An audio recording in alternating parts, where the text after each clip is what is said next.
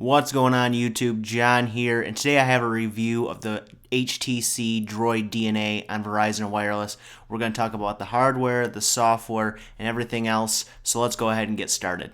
Taking a look around the Droid DNA, on the front top we have the 2.1 megapixel front-facing camera and the Verizon logo. On the front bottom, there are 3 buttons for back, home, and recent. Both the left and right sides of the Droid DNA feature a red stripe along with the volume rocker on the right side. On the bottom of the device is the micro USB charging port.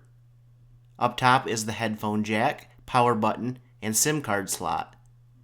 On the back is the 8 megapixel rear facing camera with LED flash.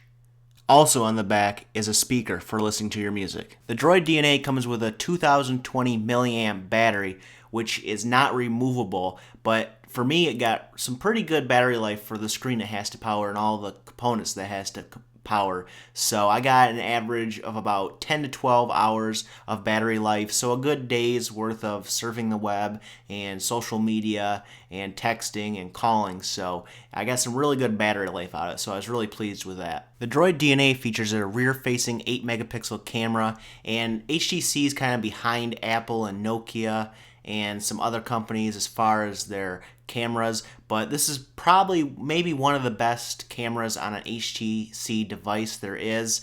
As you can see in the pictures, in even lighting, you get some really good pictures, and in low light situations you get some kind of average pictures. It also shoots 1080p video, as you can see here, and I thought the 1080p video was actually really good, so I had no problems with the video. The image quality though, as far as photos, could be a little bit better so they could catch up with Apple and other companies.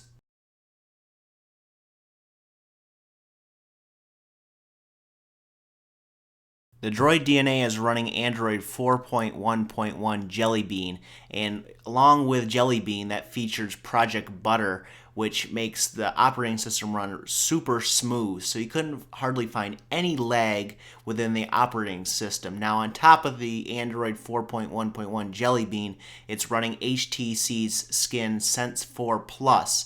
Now I'm not a big fan of skinned phones. I like stock Android out of the box, but I really couldn't find where Sense 4 Plus slowed down the Droid DNA, so no qualms there, but I really rather just have stock Android on the phone.